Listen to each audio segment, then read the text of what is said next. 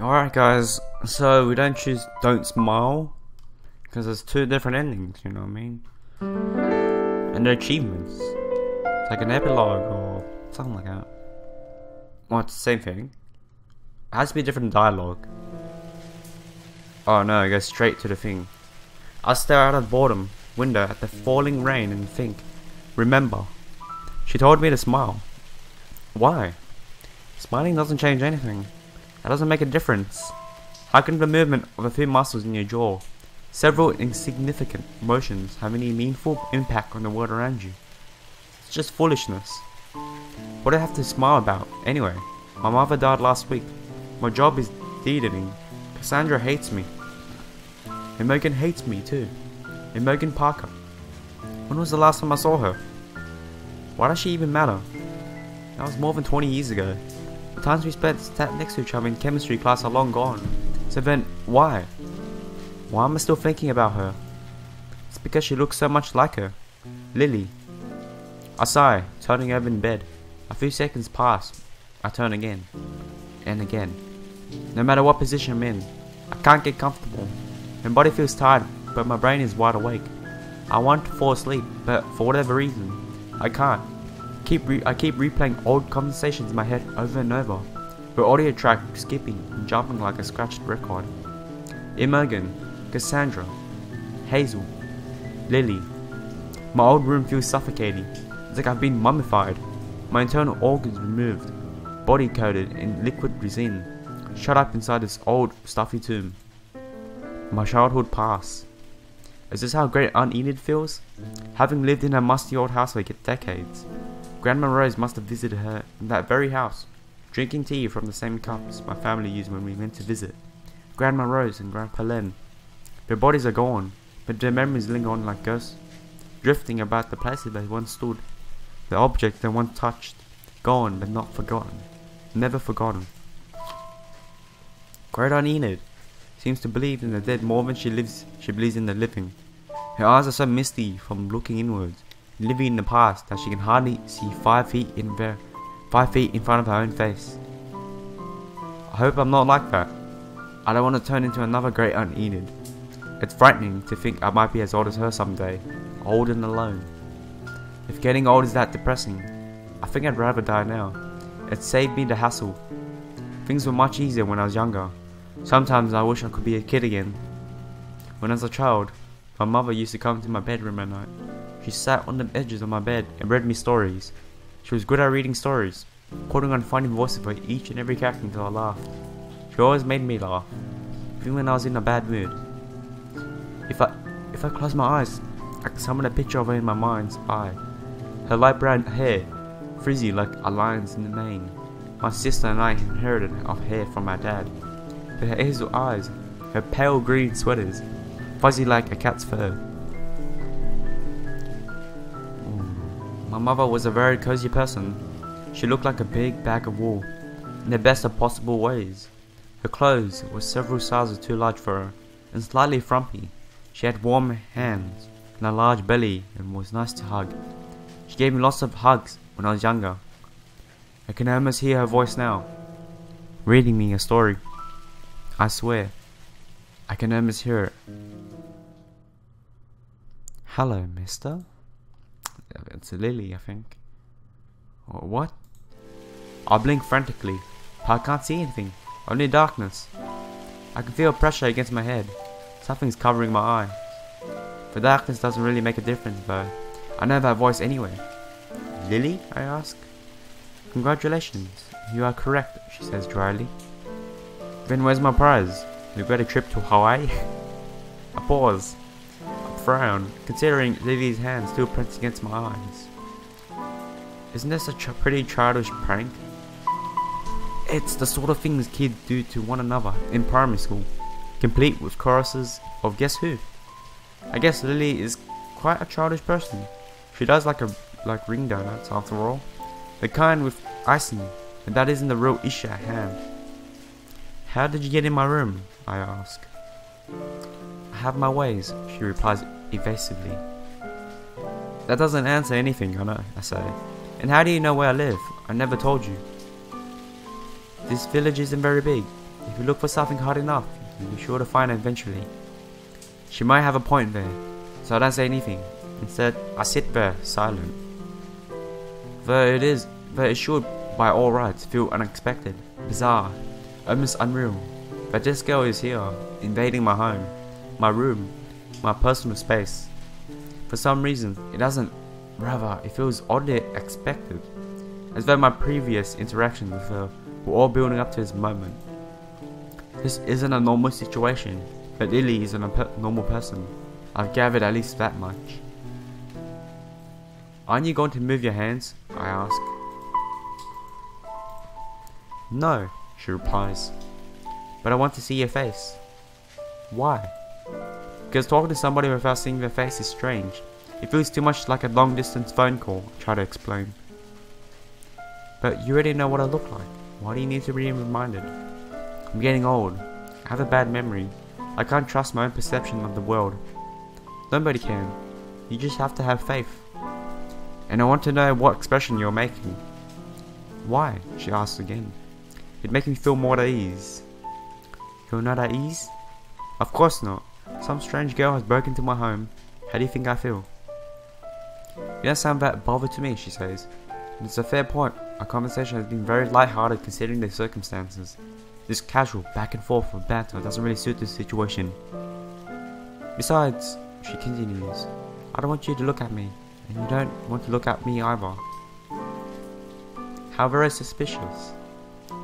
Why not? I ask. I wouldn't ask to see your face if I didn't want to see it. You might want to see it now, but that's only through your own ignorance. You soon change your mind if you saw the truth. The truth?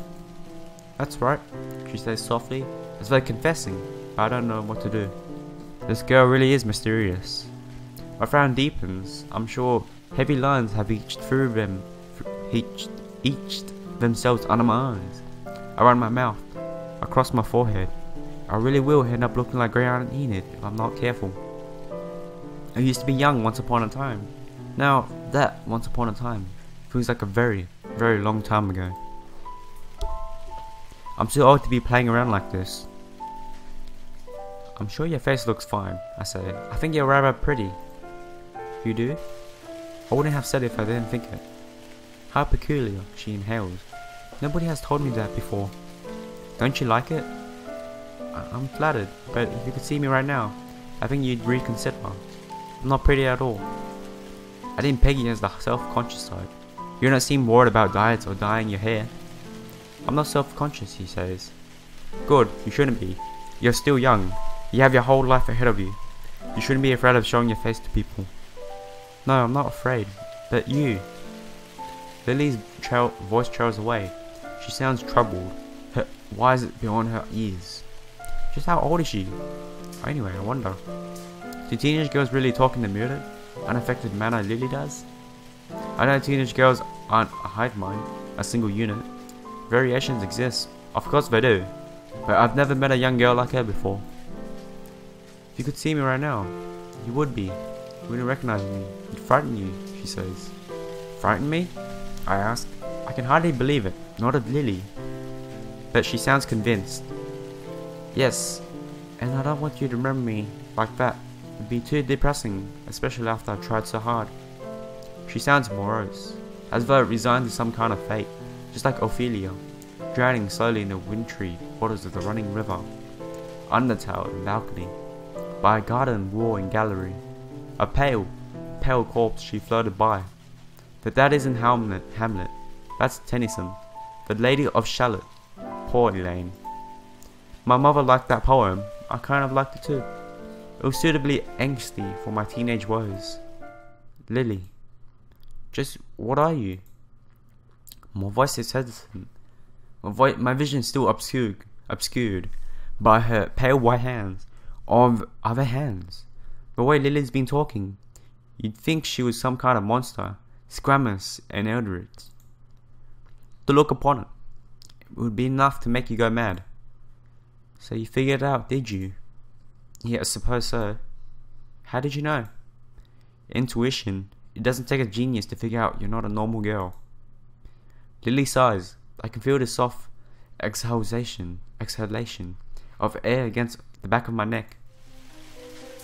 That's right. I'm not a normal person. I'm not a person at all. Then all these funerals you've been to, all the death you've seen, the reason for that was... Yes, I was the one who caused it, she says. You kill people? I suppose it's my job. Wow. I pause, blinking, as a completely useless gesture, given my vision is still shrouded in darkness, but I do it all the same. Force of habit. That sounds exciting, I say, trying to joke around. I always do when things get too intense. How did you get into that lucrative line of work? I'm not really sure myself. That's just how it's always been, I guess. Ever since I was born, I don't know if born is the right word. So you're here to take my soul? Something along those lines. I'm going to die? Yes, sorry about that. Lily laughs quietly, without humor, though I can't see her. I'm sure she's shaking her head. That must be kind of depressing. I'm sorry. It is a nice way to end a relationship. No, it's fine. It is? She asks. She sounds surprised. Does she expect me to plead for my life? As if I would. I don't like being alive that much. I never asked to be born. Yeah, I say as though it's that simple. Maybe it is. I feel like I should be surprising myself with these words, spoken so carelessly, the verbal equivalent of throwing old clothes away into a bin bag, but I'm not. This feels natural. I was waiting for this moment for a long time. I just didn't realize it until now. I don't really care one way or another, or the other, I say. If you have to take my life, just do it. We all have to die someday. Are you sure? Lily asks, for a deity of death. She sounds even more hesitant than I am. As sure as I'll ever be, I try to console her. Unless you want me to cry and plead? No, that's alright. Unlike some of my kind, I'm not a sadist. Even though you kill people? Even so, it makes my job difficult. I don't know if I'm very good at it. Then I try to make your job as easy for you as possible. I'll bow my head and be quiet. Is that okay? Yes, that's fine. Thank you. Lily's hands continue to press against my eyes. I can feel her against my back, shifting slightly. I wonder how she'll do it. How she'll kill me. Would she snap my neck like I'm a chicken on a farm? Or is that not glamorous enough for a self-proclaimed Grim Reaper? The anticipation sends a shiver down my spine. My heart starts to beat even faster, but I'm not afraid. There's just one thing I want to know. Just one thing. Lily. Yes, she says softly, her voice barely a whisper. What do you really look like? A pause. A silence. It hangs over us, lingering in the darkness. So thick it's almost palpable. I can hear myself swallow. It sounds almost uncouth. I don't know, she finally says. You don't know what you look like? No, it changes from person to person. Death is quite an abstract concept after all. So you can shapeshift, like something from a sci-fi story, I asked, intrigued. I'd never met a deity of death before. I can't help but be a bit curious. No, it's not like that. It's more, everybody interprets death differently. If you see it as a scary thing, something to be feared, then I too will become frightened. But I'm not afraid, I try to counter. You say that, but I don't know if I believe you. What do you mean? If you weren't afraid, then you should have been able to smile, she says. Does it matter so much whether I smile or not? Of course it does. The way you feel changes how you regard the world around you, does it not? I suppose so. It's only in my mind. The physical, how do you say? I don't know. The things remains the same regardless of my own emotions, so it's pointless. Lily sighs again. I feel a brush against my neck. I shiver. Though, I can feel hands, 2 human hands, pressed lightly against my face. Is that just an illusion? If I were to forcefully pry Lily's hands away, then turn to look at her head on, what would happen? Would Lily's appearance fall away from her like a cloak, to reveal something unearthly and alien underneath? Her pale skin, Her slender wrists, her light blue eyes, all of it, gone, melting away like snow in spring. People always say women are mysterious, full of secrets, but I don't know if that applies in this case. Is Lily a girl at all? Is Lily even her name? Do avatars of death need names? If you can face death with a smile, I think even that could become something pleasant, like a rock for a meadow, filled with flowers, hand in hand with a good friend, she says. Well, when people talk about their own death experiences, they often talk about flowers and fields. You're right. But I always thought it was nonsense. It's just the human brain tricking you into dying more easily. When you die, you don't go anywhere. You just stop existing. Gone. Isn't that right? I don't know, she says. You don't? No. But isn't killing people your job? Shouldn't you know more about this stuff than anyone else? Yes, it is my job.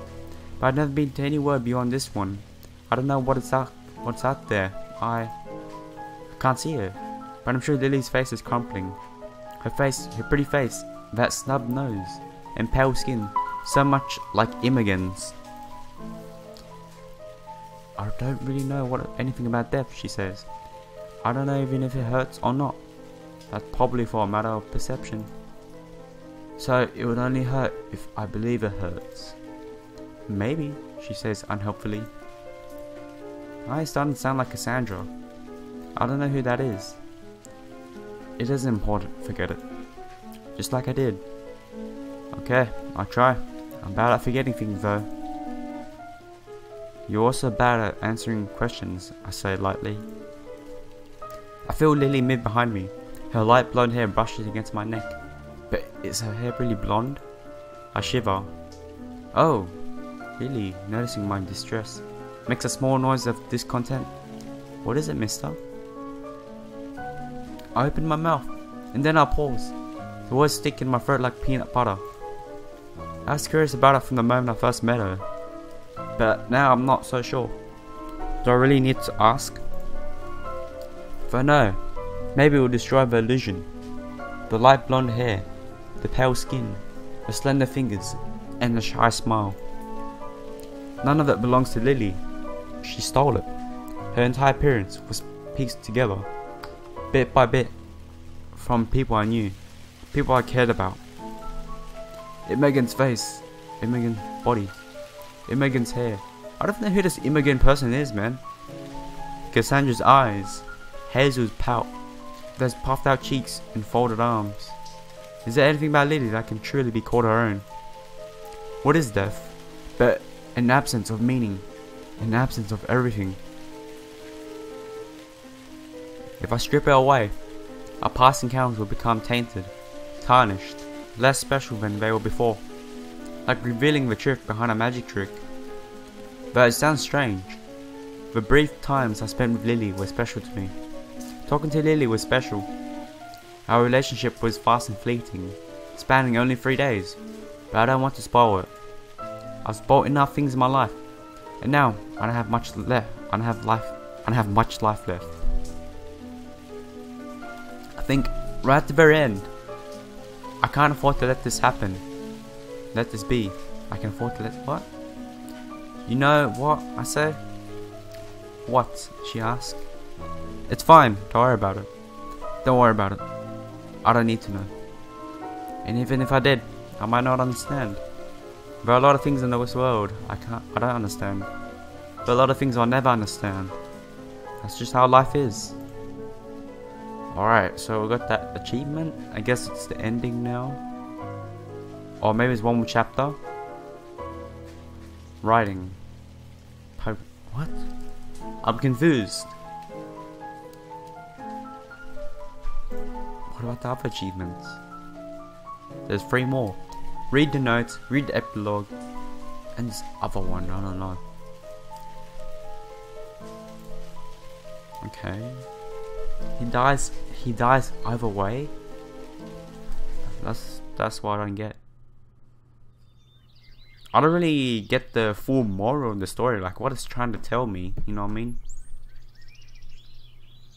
What do I go here? Oh, she's. Oh, what? Epilogue? Or her? Epilogue or guys, her? I done it wrong. I was supposed to click the girl first, because the epilogue is the last one, and when I click that no second chances, it just closes me. So I guess I'm gonna have to put this girl first. It'll be kind of confusing, because you know what I mean. Alright, this is the intermission. Alright, so I was looking at the achievement guide and like, oh no. I met her on a hazy, lazy summer morning on Stafford Street. I knew who she was at the moment. I laid my eyes on her. She was exactly like I had imagined. She had a wild, untamed tangle of frizzy hair. Her round belly split out over the waistband of her denim jeans. She wore mismatched socks, scruffy old trainers, and a woolen cardi hung precariously off her left shoulder. I don't know why she was wearing that cardigan, but the weather was warm enough. But I didn't know much about her. All I knew was that her name was Evelyn Crover. She lived in Wales, and within the next hour or so, she was going to die. And that thought hurt. It shouldn't have. I've seen a lot of death in my time, and there was nothing particularly special about this woman. Oh, so this is Lily's perspective. Okay. She wasn't a member of Mensa. She wasn't working on a cure for cancer. She wasn't even good looking. Looks wise, she was incredibly average, maybe even ugly. But she had such a bright smile. Her whole face radiated warmth. The warmth was evident in every single nook and cranny of her gently sagging skin, from the lines about her mouth to the lines beneath her eyes. She was weighed down with enough shopping bags to feed 3 families. She was trying to juggle them, clutching 4 bags to her chest, with another 3 hanging from her left hand and 2 from her right. But she didn't stop smiling. I was waiting on a bench outside a supermarket.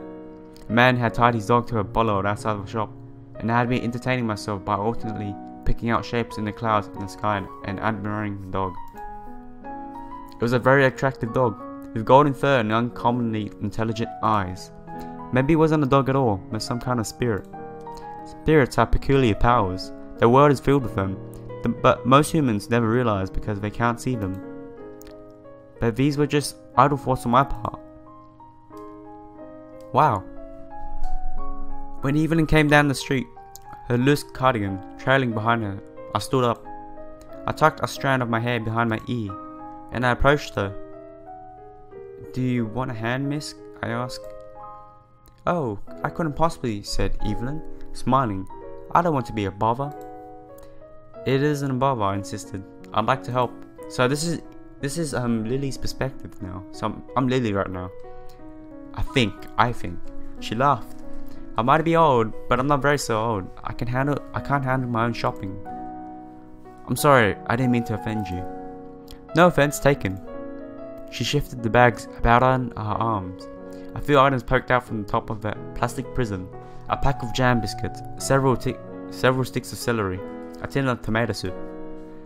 "I can handle my shopping just fine, but if you wouldn't mind eating the share, it would be incredibly helpful." She handed me 3 of the 9 bags. I accepted them, taking 2 in my left and 1 in my right. "Could you take these back to my car? I parked at the end of the Carlton Street." I nodded. She smiled even more warmly than before. If such a thing was possible, her whole face was imbued with happiness. At the time, I wondered why.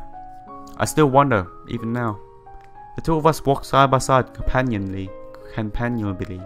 I felt a little bad about leaving the dog, but the march of time stops for no man or mutt. "Who's Enid?" I asked after a pause. "She's an old bat who's lived for longer than the doctor she would have," said Evelyn, good-naturedly. "She's in her 80s now, but I wouldn't be surprised if she lives for another 80 years. "Then why are you doing shopping for her?" "Oh, it's always one thing or another. She misplaces her glasses, or her back hurts, or she has a limp in her right leg." "You don't sound very convinced." "Am I? Heck, I've always thought she was trying to pull the wool over our eyes. My husband falls for her, but I wasn't born yesterday. If she could do shopping by herself, she shouldn't have to." "Oh, I don't mind. Humouring old Enid won't hurt. It keeps her happy. But what about you? Doing a kick run to white roast is no skin off my nose. It only takes a minute. It takes more than a minute. It was a figure of speech, dear. And even laughed. I didn't know her very well. I just knew she was going to die soon. There was one thing I was sure of, however. She was a good woman. Make that two things.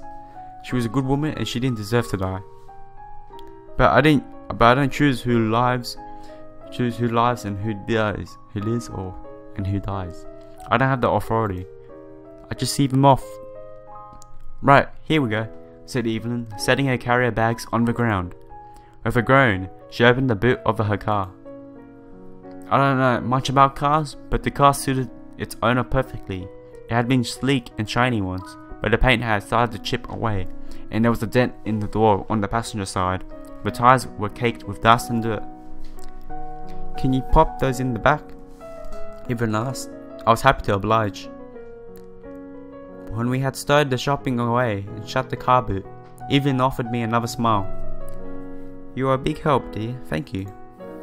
Don't mention it, I said quietly, scuffing the tip of my shoe against the ground. My foot disrupted a small pebble, and I watched it as it rolled away, skittering across the pavement. I was only there because I knew she was going to die. I didn't deserve her thanks. But Evelyn was firm. I mentioned it because I wanted to, she said. You youngsters get a lot of negative press, but it's all nonsense. Why? I work at a school, and the kids are so lovely as can be. Even the naughty ones. They don't mean any harm most of the time. You must be a compassionate person. It comes with practice. I have 2 children of my own. Having kids teaches you compassion, whether you want it to or not. Evelyn chuckled to herself. Maybe that's why Enid's so selfish. She has never had kids herself. She hasn't had to think about anybody's needs but her own these last 80 years. What are your children like? I asked her. My, you certainly know your way around us old folks. If there is one thing parents love, it's boasting about their kids. Good, I want to hear all about them. You're not humouring me, are you? No, I said, shaking my head. I want to know. Well, let's see, said Evelyn, thoughtfully. My Hazel's around your age. She's a cheerful thing, takes after me. If she takes after you, she must be a nice girl. She's as nice as they come. Doesn't look like much me appearance-wise. Though, and I'm glad about it, who'd want to inherit this? Evelyn patted her stomach. Hazel does sports, netball. When she was younger, she used to go to horse riding. She's always loved the outdoors. Maybe if I'd been born out in the countryside, I'd have loved the outdoors, too. But I spent my childhood reading books instead. I like reading. Books are wonderful things. You think so? Yes, I nodded empathetically. There's nothing stronger than the imagination. Oh yes, said Evelyn curiously. And what are your favourites? I pondered, scuffing my shoes against the concrete once more. I read so many books in my life that it was hard to pick only a handful. I like Frances Hodgson Burnett a lot. Her stories are filled with so much magic, but I think I prefer serious stories with sad endings. Of Mice and Men was good. It made me cry. Oh, that was a good one. I've just been studying that one with some of my kids, actually. Some Evelyn, said Evelyn, her eyes crinkling in the corners. Most of them think it's boring, but I kicked up merry hell when we were going over Macbeth, and that's as interesting as stories has come. I'm rather fond of Shakespeare. It's hard not to be you. It's hard not to be when you realize how much we were overbarred. But there's such a language barrier. I don't think studying Shakespeare does my kids much good when they still can't get to the grips with paragraphing. But I don't make the rules. It's a shame, I said, sighing. When you're forced to read a story, it loses its charm. I've always said that too. You're wise beyond your years. Not really. If Evelyn knew just how many years I had accumulated, she would have been surprised. Not even I know how long I lived exactly. After a while, the years all melt into one. And what about your other child? Oh yes, my boy, said Evelyn. I would say he's at a difficult age, but he's actually in his 30s. Well, she considered, some of us take a little longer to adjust than others. What's he like? I haven't seen him in months, and he hardly ever calls. It's hard to say. I wish he'd remember his mother every once in a while, but but I'm sure he has better things to do. Like what? He lives in London. He's lived there for years now. I imagine there's so much for him to do. He just doesn't have the time for little old me. He almost makes me feel jealous. I don't understand why he doesn't talk to you, I said. If I had a mother like you, I'd want to talk to you every day. That's sweet of you, dear, said Evelyn, but I'm not too upset. All children must fly from the nest eventually. They can't find their feet if they always rely on their parents. Children don't understand that parents like being relied on every once in a while. You're not wrong about that. I guess he'd say he's not a child anymore, but he'll always be my little boy, no matter how old he gets. I nodded. The whole time I wondered, what did her son look like? I couldn't imagine he had a bright, smiling face like his mother. He didn't sound anything like Evelyn. I just wish he knew how much I cared about him, that's all. Evelyn's wish was a humble one, spoken with no small amount of wistfulness, but that made it hurt all the more. She was going to die soon. She was going to die, and her wayward son had no idea just how much he cared about him. He hadn't seen her in months. He wouldn't be able to see her ever again. You mark my words, said Evelyn, with one of her signature smiles. When you grow up, you should stay in contact with your parents. Come back and visit them every once in a while, even if it's only for a few days. It will mean the world to them. Would it mean the world to you? When you have children, they become your world. But Evelyn's word has going to come to an end. There was nothing I could do, say, or do to help. Even if there was, I wouldn't want to get in the way. It was already far too late. But if it would make her last moments more bearable, I could always try to offer some reassurance. If I see your son, I tell him that. I'll give him a stern telling off. Evelyn looked me over, very amused on her face. You tell him off? Yes, I replied, drawing myself up to my full height, which unfortunately was not very high. Still, I did the best I could with the little I had. I can be a horrible nag when I want to be. Belle always told me that. I never liked her very much. Well, if you do happen to see my boy, I'd appreciate it, said Evelyn. Tell him Eve sent you. Eve? That's right, my name's Evelyn, but my friends call me Eve. Even my kids call me that. Are we friends? Sure we are. I'm friends with all my students. I'll definitely be friends with you. Lily, I said, after a long pause. My name is Lily. Wow. That's it, eh? Oh, it's all adding up now. Since she's like a Grim Reaper, she knows she's gonna die. So she knows pretty much who the son is, and she wanted to get the son's attention. You know what I mean? Something like that. What do I do here? I'm supposed to play the epilogue. I'm